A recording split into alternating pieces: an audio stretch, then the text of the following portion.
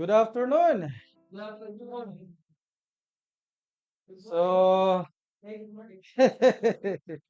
good morning.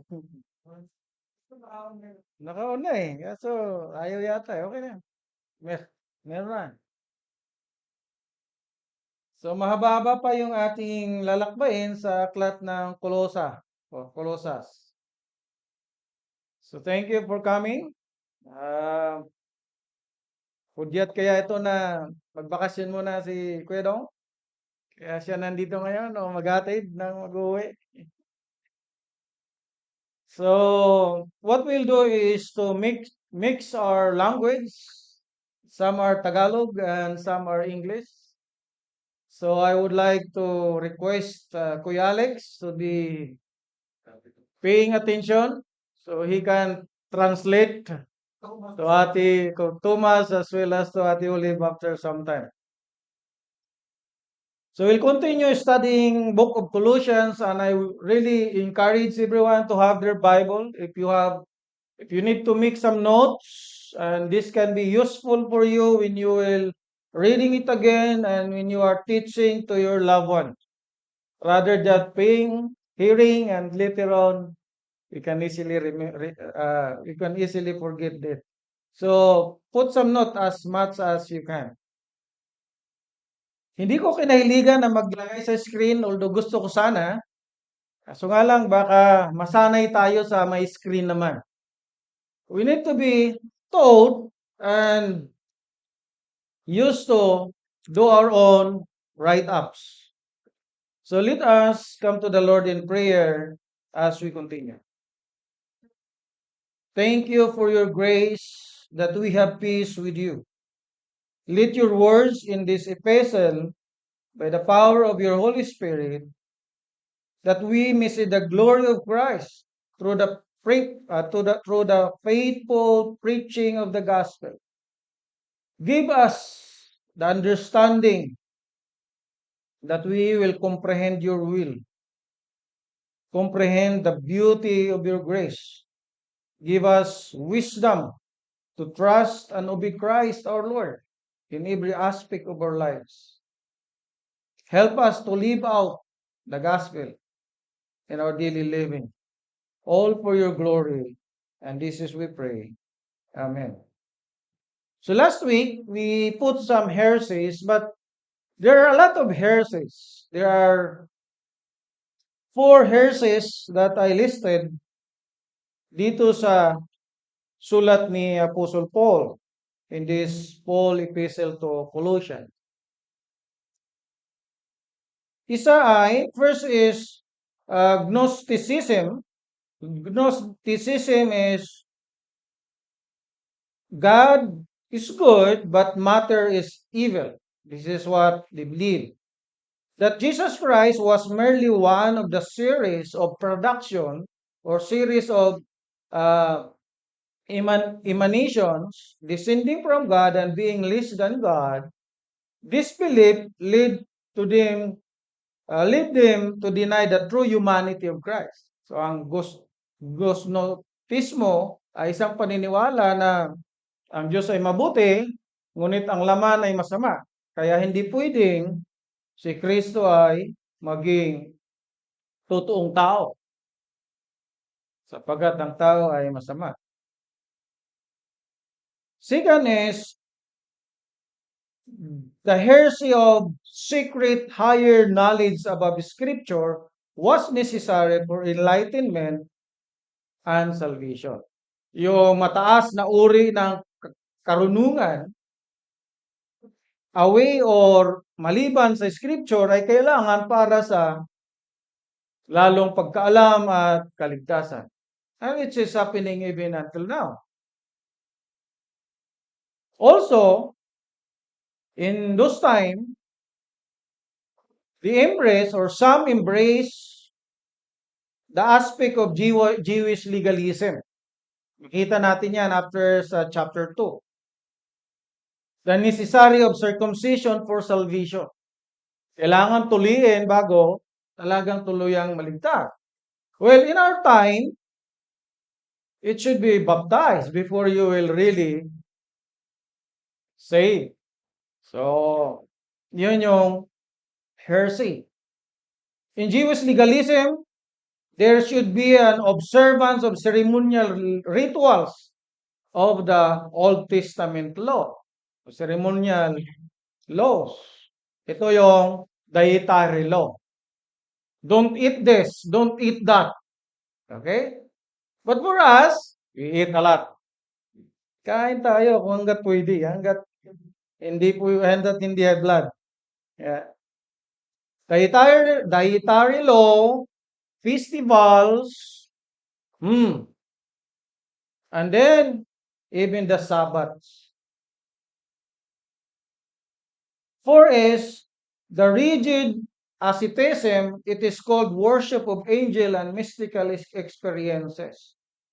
So in those times, these are the heresies. Ano nga ba ang heresy? Heresy is believing or teaching what is untrue or hindi totoo. Heresy is a lie. And if someone believe heresies, then what happened?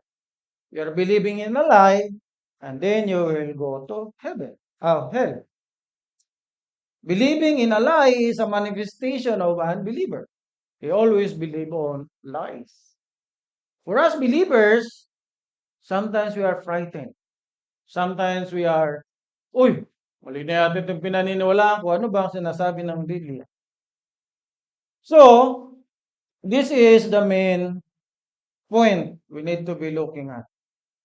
Jesus Christ is the image of invisible God, for by Him we are created, made alive, and reconciled to Himself, that we have fellowship with God in the church. So our fellowship, it's not when we are dead, but even in this church. God is with us.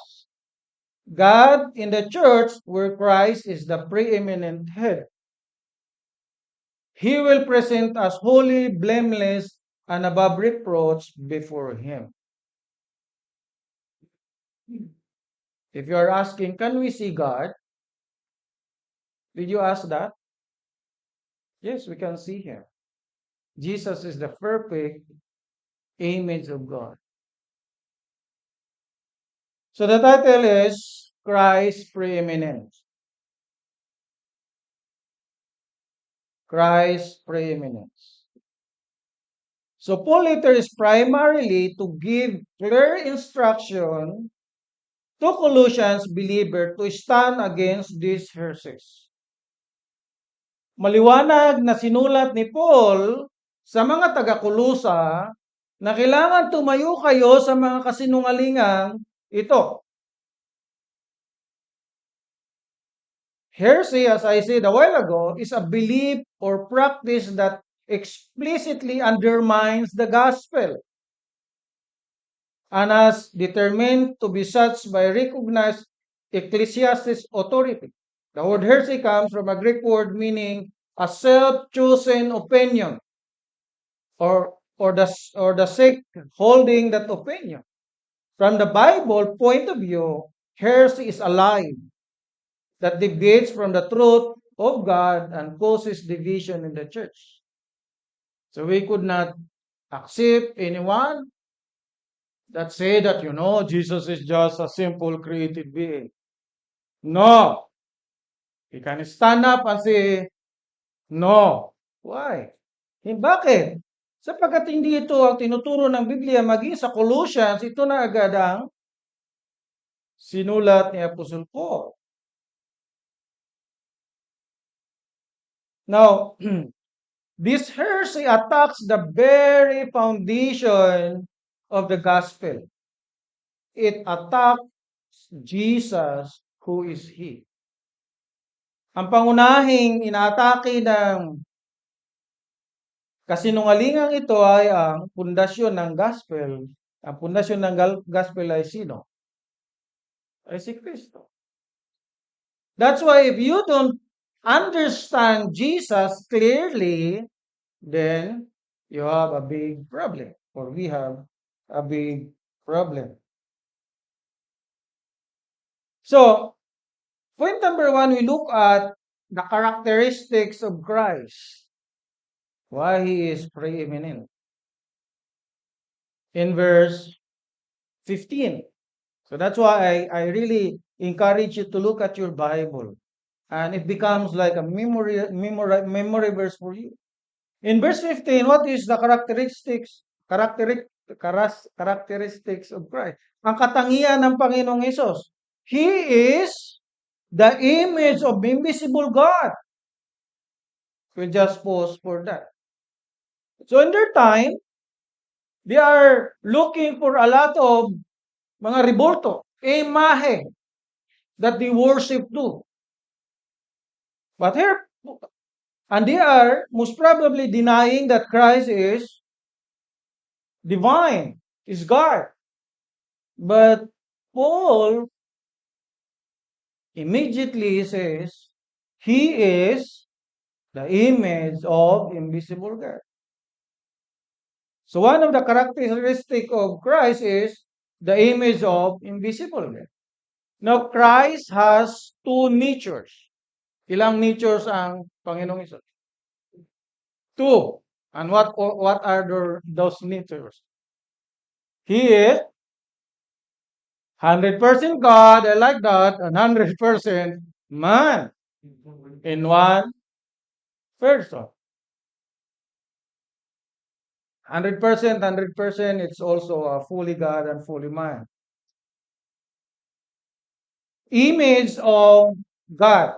It's a Greek word, icon, which we have the English translation icon, means copy, kopya, or likeness.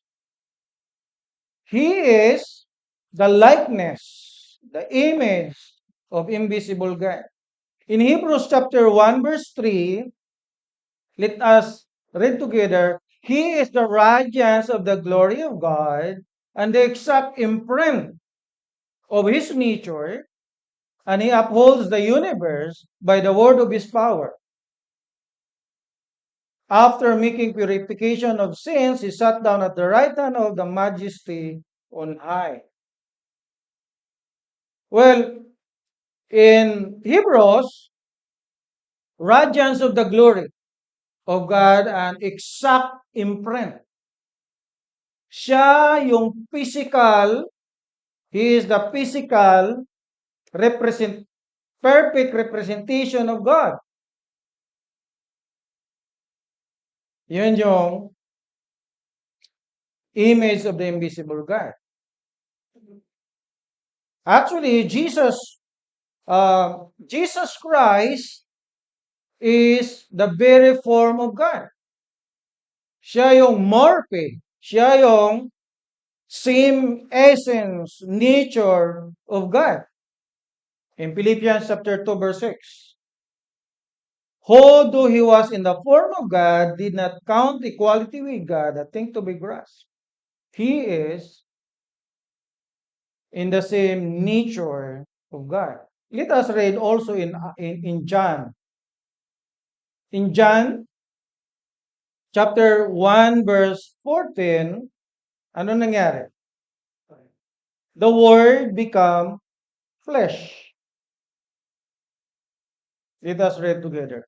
And the Word become flesh and dwelt among us, and we have seen his glory, glory as of the only Son from the Father, full of grace and truth. We'll jump in chapter 14, verse 8 to 9. This is where Philip is asking. Dito nagtatanong si Felipe. Gusto namin makita ang Diyos. Gusto namin makita ang Ama. And this is the very clear response to Philip by Jesus. Verse 9. Start with verse 8.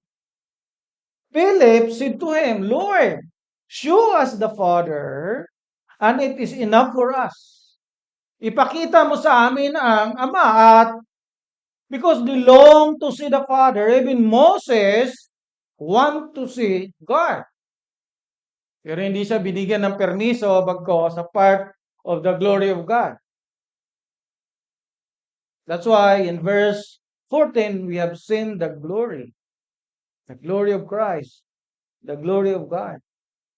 And it says, Jesus said to him, to Philip, Philip, Iniga, I have been with you so long, and you still do not know me, Philip. Whoever has seen me has seen the Father. How can you say, show us the Father? Jesus Christ is the perfect image, the exact likeness of God, and is the very form of God. Siya yung eksaktong kalarawan ng Diyos or larawan ng Diyos at kapariho ng Diyos. Siya ay Diyos. So that is one of the characteristic of why Jesus is preeminent or his preeminence. Actually, in the same text, verse 15, the firstborn of all creation. Firstborn of all creation. It means he is above in position and in rank. Now, a lot of people translate this as Jesus is the created being. Si Kristo ay ginawa lang. Kaya nga siya ay, sabi rito, firstborn of creation. Of course, we will ask immediately, tanungin agad natin, siya nga ba ang firstborn of creation? Sino ba ang unang naipanganak? Who is the first na pinanganak? Si Adam, hindi siguro. Baka si Abel. Or si Cain. Adam was created. Well, ang gusto natin sabihin, ni Adam is created by God at not Jesus in terms of creation. Well, of course, sa Greek, ito ay panguna or unang anak. Chronologically is the eldest or the firstborn child. But Paul used this hindi sa katulad niyang pangunahing anak. Paul uses firstborn is refers to the position or rank.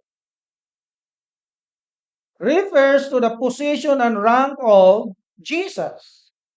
So we can refute. Kaya agad nating sabihin, mali ang translation. Bakit?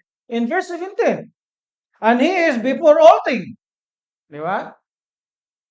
So how can be he created if he is before all things? So if the translation of our friends, Jehovah's Witnesses and others saying that Jesus is created being, no, that's wrong. Because in verse 17, it's already clear. Di ba? Jesus cannot be the firstborn by birth because, Adam or some other is the first. This refers to his position or rank, as we said a while ago.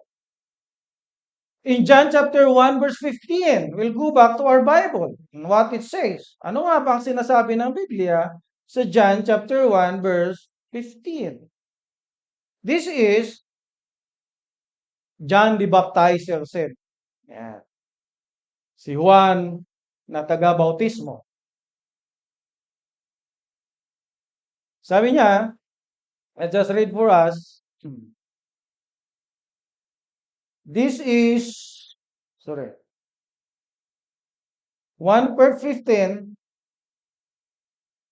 John bore witness about him and cried out, this was he of whom I said. Ito yung aking sinasabi. He who comes after me ranks before me because he was before me. Paano nangyari yun? How it is? John the Baptizer or Baptizer was conceived or naipanganak na una kay Jesus. But John says, He rank. His position is above me. Bago pa nga ako is, He is there already. The same in Hebrews chapter 1 verse 6 as read a while ago by Kuya Al. But we need just to read it again. Di ba? Hebrews chapter 1 verse 6. It says, and again, when he brings the firstborn into the world, he says, let all God's angels worship him, referring to who? To Jesus. Actually, in verse 7, it says, of the angel, he says, he makes his angel winds and his ministers a flame of fire.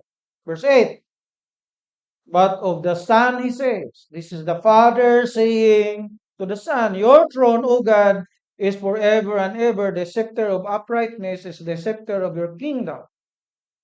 So, firstborn, it means the characteristic of our Christ. He is above anyone. He is in the top rank. Yun yung pangalawa. Pangatlo, we'll go back to our text. Verse 16. What is the characteristic of preeminent Christ? Ano yung karakteristik o katangian ng makapangyarihang Kristo? He is creator. Yes? Tama ba? It is correct in your Bible? We'll read it. By him, for by him, what? All things were created. In heaven and on earth, visible and invisible, whether thrones, dominions, or rulers, or authorities, all things were what? Created through him and for him.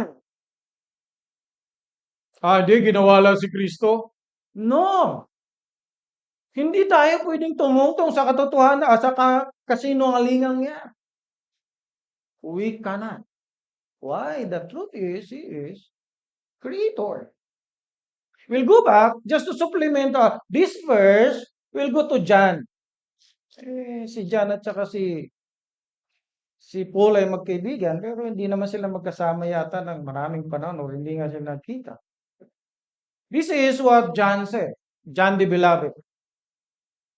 In the beginning was the Word, Logos, and the Word was with God, and the Word was God. That's referring to who? To the Word. The Word became flesh. And what happened? Verse 2. He was in the beginning with God. Verse 3. All things were made through him, and without him was nothing, or was anything made that was made. Kung wala si Kristo, walang nagawa na, or na meron tayong. It is by Christ, through Christ. He is the Creator, co-creator with the Father and the Holy Spirit.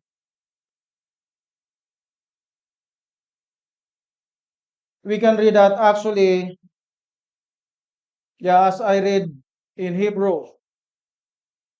He created all things. He created, it says here, what? All things. From nothing into something. And that's why in Genesis, God said. When God said, something happened.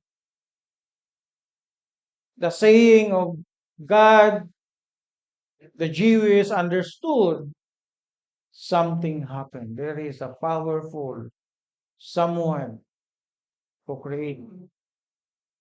Now actually, heaven and on earth, and there is visible, invisible, whether thrones or dominions, or rulers and authorities. Well, when you look at all the epistle of Paul, pag tingnan natin ito lahat, ito ay patungkol sa angelic being. Okay? These are the various kinds of angelic beings that was created by Christ. Of course, here we don't have any hint kung pinatutungkalan ni Paul maging ang mga fallen angels. Well, of course, in their original state, they were created by Christ. Ano yung magandang practical application nito sa atin? If Christ created even the angelic beings, they are subject to Christ. So, if you are in Christ, ano? Hindi ka dapat natatakot-takot lang sa mga angelic fallen beings na, ay, madilim dyan, takot po. No, you should not. Or we should not. Well, praise God, I thank our pastor because back home in Samar, talagang maraming mga mangkukulam at kung ano-ano pa doon na nagpaparinig at nagpapakita. But it's clear in my mind, no, this is just a work of the devil that I should not be here. Well, minsan natatakot parang kung ano. Pero I realized, no, he could not do anything. So they are created by the Lord Jesus. Jesus is God, Creator, top in rank and position. Yun ang mga katangian ng Panginoong Jesus. Even in chapter 2, verse 15, he said, He disarmed the rulers and authorities and put them to open shame by triumphing over them in Him. Tinalo na ni Satanas. So, hindi tayo dapat takot-takot. Of course, Satan is still working, but we need to be mindful also. All things were created through Him and for Him. The last phrase, number 16, what does it mean? Jesus as God, His creation, all the spiritual and the material is for what? For His good pleasure and glory. We're created through Him and for Him. That's number 3. Number 4, in verse 17. And He is before all things, and in Him all things hold together. Wow. Before all things, it means before the time Jesus was there. Bago pa ang panahon, si Jesus ay nasaan na? Nasa kalangitan sa luklukan ng Diyos kasama ang Ama at ang Santong Espiritu. Jesus is with the Trinity. They live together in a complete, perfect love, relationship, harmony in heaven.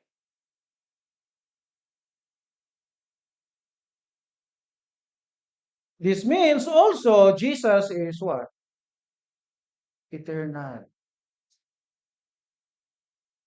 He has no beginning and no end. Even, yes, his humanity has beginning, but his humanity will never end. He was conceived and give birth, but he is eternal. In Micah chapter 5, verse 2, this is the prophecy of the coming Messiah. But you, O Bethlehem Ephratah, who are too little to be among the clans of Judah, from you shall come forth for me one who is to be ruler of Israel. Who will be the ruler of Israel? Hindi po si Netanyahu. It is Jesus. Whose coming forth is from ancient days. Yung salitang ginamit dito, from ancient days, actually, it is from eternal, from everlasting. So si Kristo ay nagmula saan? Sa walang hanggan. At the same, if you look at our Bible in John chapter 8, verse 58, nung kausap niya ang mga Jewish leaders, anong sabi ni Jesus? This is what Jesus said. Jesus said to them, truly, truly, I say to you, before Abraham was, I am. Bago pa si Abraham, nando na ako. That's why I like to quote, people are saying God is good all the time. He is really good all the time. Yes, of course, God is good all the time. But the point of the matter is, God is eternal, Jesus eternal. Before the time, what? God is good. The goodness of God is not subjective of what happened to us. Di ba? Ah, if Alex is getting a good salary in Etihad Rail, God is good. No, even you suffer, you don't suffer, God is good. Mag-progress ka, hindi ka mag-progress, God is good. We thank the Lord. God is good. We see this mystery. Nakita natin yung kahiwagaan ng meron kay Kristo sa atin. The mystery of Christ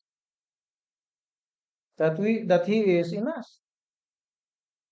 Number 5 characteristic is He is the head of the body, the head of the church. That's why in some other religious leaders, Jesus is preeminent. Why? Jesus resurrected from the dead. By His death, the church were reconciled.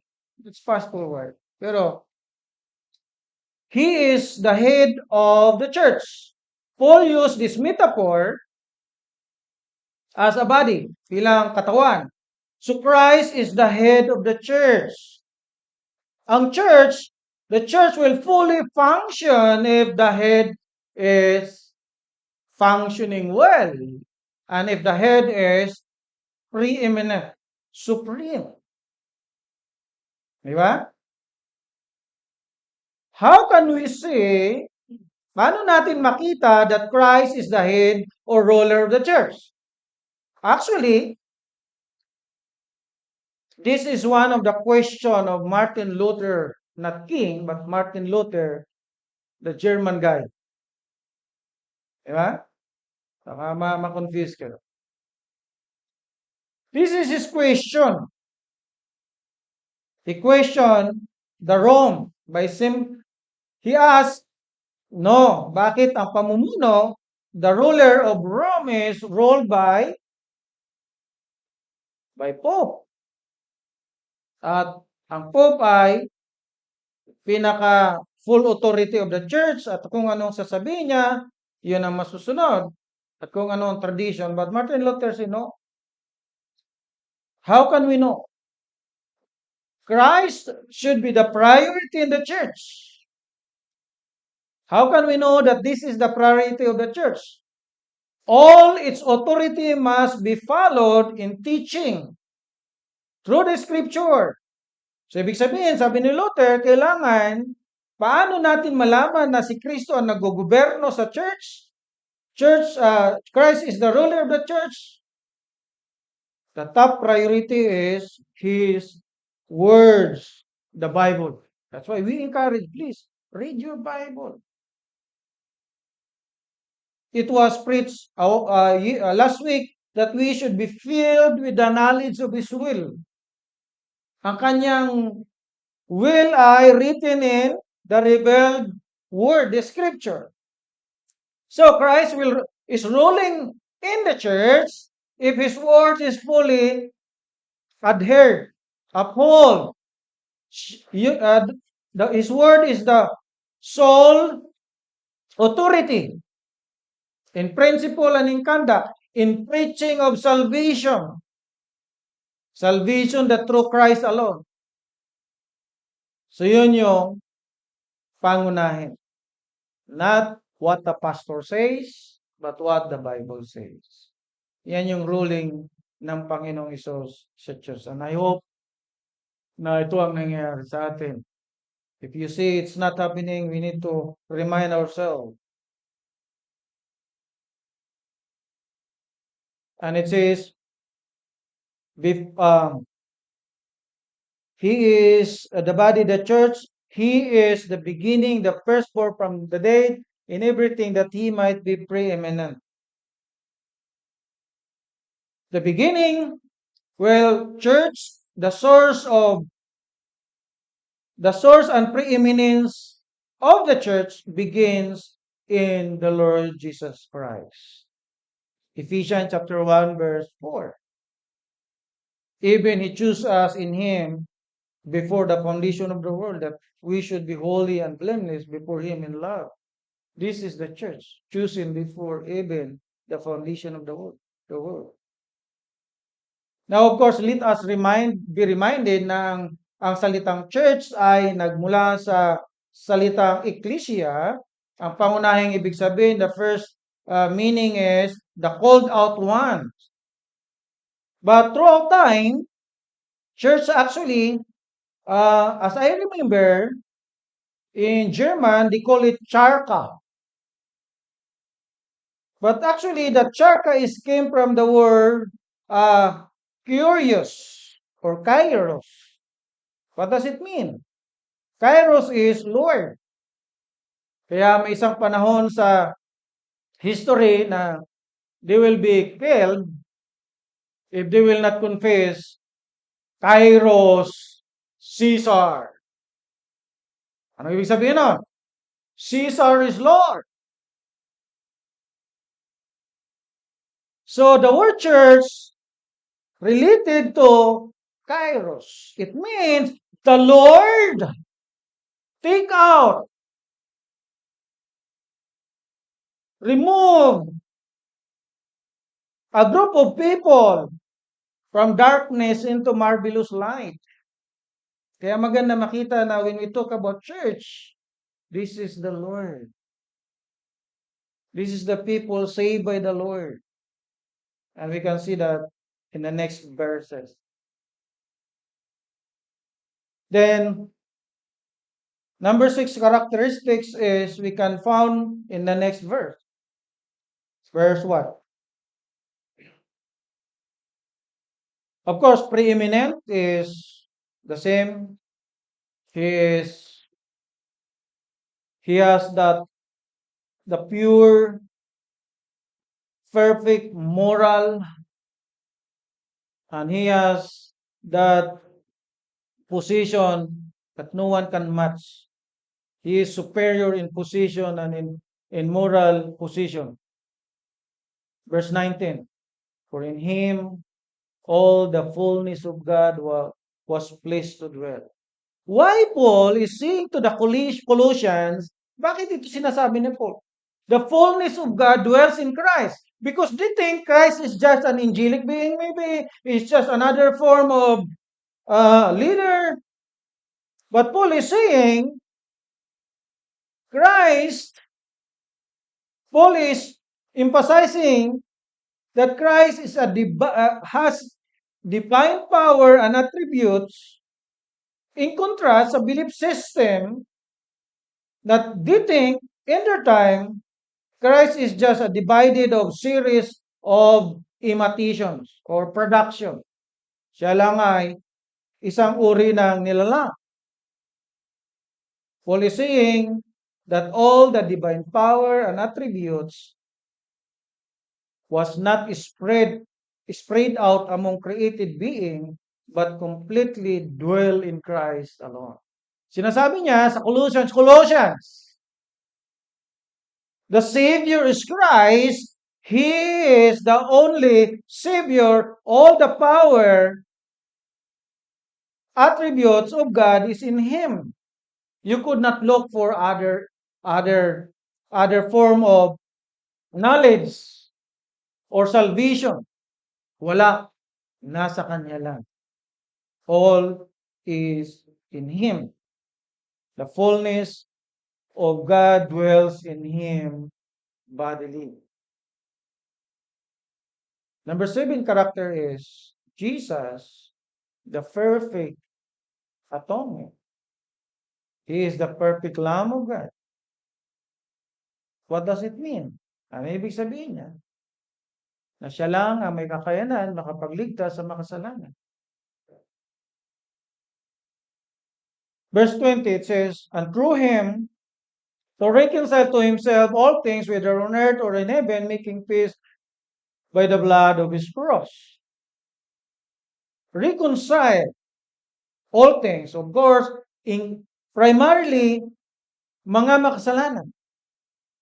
Jesus reconciled the sinners. Reconciled or reconciliation to change or to exchange. Sa New Testament, na paggamit, New Testament uses refer to a change, a sinner's relationship to God. Yung kanilang relasyon na walang relasyon sa Diyos, ngayon meron na silang relasyon sa Diyos sa pamagitan ng Panginoong Hesus. It's because of the death of Christ. Di ba? This also reconciliation of the things in Romans chapter 8 verse 21. Later on, yung new heaven, new earth, ay wala ng kasalanan. It will be reconciled as well. That's why it says all things. Hindi lang tayo mga mananampalataya. Not only the believers. 8:21, let us read like this. That the creation itself will be set free from its bondage to corruption and obtain the freedom of the glory of the children of God. Reconciliation is the perfect atonement to reconcile sinners, and then making peace by the blood of the cross. What does it mean? That we have peace with God, and that is through Christ. Di ba? Isipin mo na lang. Just think about that you are the enemy of God. We are all enemies of God. But we praise the Lord. He made peace, making peace with God, and that is through Christ. By the blood of his cross, it says, Paul says, he reminded believers, the church, this is who you are now, and that is because of the perfect atonement of Christ. They are reconciled by his death.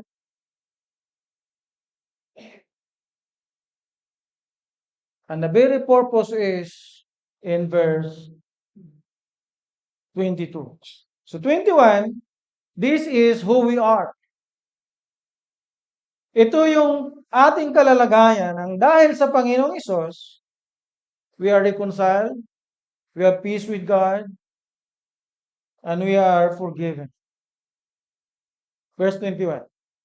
And you, who once were alienated and hostile in mind, doing evil deeds, he has now reconciled by his body, the flesh, by his death, in order to present you holy and blameless and above reproach before him. We are reconciled by his death. Hostile, alienated, we are separated from God. Ano ibig sabihin nun? When we think about separation from God, what does it mean? Darkness. What does it mean, darkness? No life.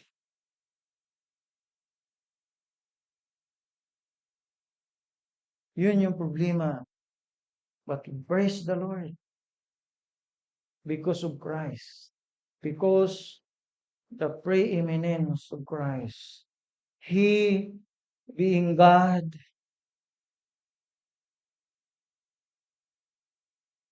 become man.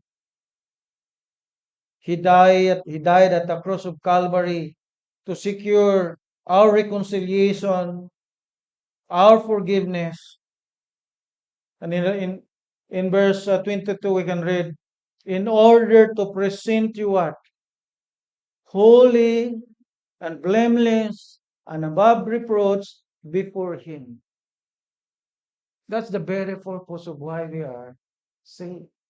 Kaya sometimes I feel pity dahil hindi ko minsan nakikita ang aking sarili na keep on moving forward to be holy and blameless and above reproach. The way I see God, the way I see the glory of Christ, I feel, Lord, really it is your mercy. It is your grace. Yeah? Praise the Lord. Jesus becoming a delight for us.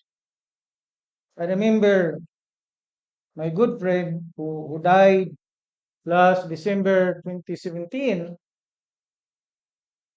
Ito yung nalulungkot ako kapag lagi ko ito naalala at natutuwa. I am little bit yung glad and sad when I remember his quotation. This is by R.C. Sproul, not by R.C. Tigbao. Kopya lang tayo. He said, the moment you do sin, in that moment you love sin over Christ. Refresh na lang po yun, makita. Sa panahon na ginagawa mo ang kasalanan, sa panahong iyon, minamahal mo ang kasalanan higit kay Kristo. Ah, kakalungkot siya para sa akin. Bakit? I do a lot of sin still. At that moment when I do sin, I love sin rather than Christ. Look at what Christ did for us. Di ba? Saturday na, mag-church na. Wow! You know, I am really motivated.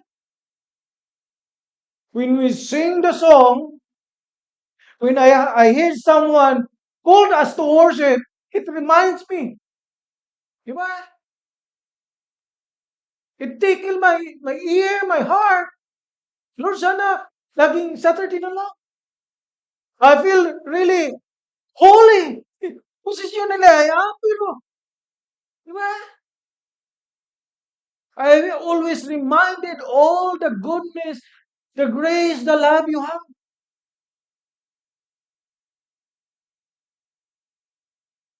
Well, we discussed a while ago that when a person will be dead, my position is, he is immediately in heaven. Kaya pag namatay ako, bukas makalawa, isa ko sa hanapin si RC. RC, salamat ha. Ay, thank you. Why? We are the same. RC also.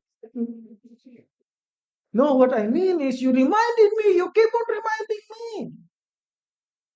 The Lord has put me something in my mind, in my heart, that when I do something, it reminds me that I don't love Christ at that moment.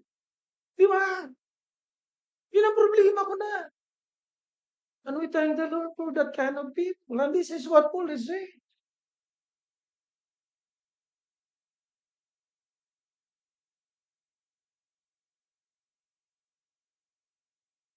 A person who claims that he believes Christ, but deny who is he. He is God. He is top in rank. He is the creator. The fullness of God dwells in him. He is the perfect atonement. If you don't believe those things, and you keep on saying, I believe in Christ, that's just a lie. Kasinungalingan po yan na patuloy nating kiniklaim na nananampalataya tayo kay Kristo. Pero, excuse me, hindi natin pinapaniwalaan na siya ay Diyos, na siya lang ang tagapagligtas. And this is how we conclude from the story of Leonardo da Vinci. Hindi DiCaprio. Hindi, just style lang yun kung tulog kayo or hindi na. Kasi meron ng mga pipikit-pikit eh. Hindi pa pala, di ba? Hindi pa pala, ninanamnam lang ang ating pag-aaral sa Colossians.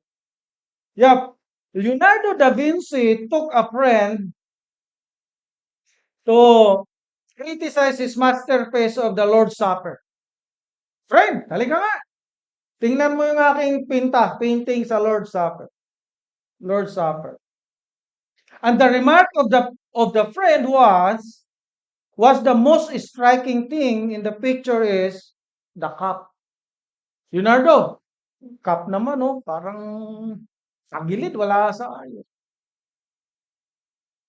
Leonardo DiCaprio, the artist, took his brush. Sorry, Da Vinci. Leonardo DiCaprio na tuloy. Leonardo da Vinci immediately took the brush and removed the cup. What is his point? He said, nothing in my painting shall attract more attention than the face of my master. You get the point? You understand? Hindi ko hahayaan na mas attractive ang cup kaysa sa mukha ng aking master. Friends, there are a lot of heresies. And there are a lot of influences in our hearts, in our mind. But who is the top priority in all of that? We can stand against the heresy when Jesus is the most attractive in our life. Church, read our Bible. Encourage us. Always be rooted in the gospel. Be attentive to Bible studies. Or else, we will be always looking at the cup, not the face of the master. Recently, I was asked, or I hear the prayer, Lord, we are small in numbers. Let it be. But make it sure that everyone, the member of this church, is what? The most attractive is the glory of our Christ. Paul emphasized that clearly, vividly. If you don't know Christ yet, kung hindi mo patala kilala si Kristo, at ikaw ay nabubuhay pa rin sa iyong kasalanan, sa iyong sarili, this is a call. Ito'y panawagan sa iyo na magsisi sa iyong kasalanan at mabuhay para kay Jesus. And if you are like me, a believer of Christ, struggling what ours is saying, still loving and happy about our sins, it's our time to keep on lamenting, coming to Christ, coming to the church, hearing their encouragements, hearing the preaching.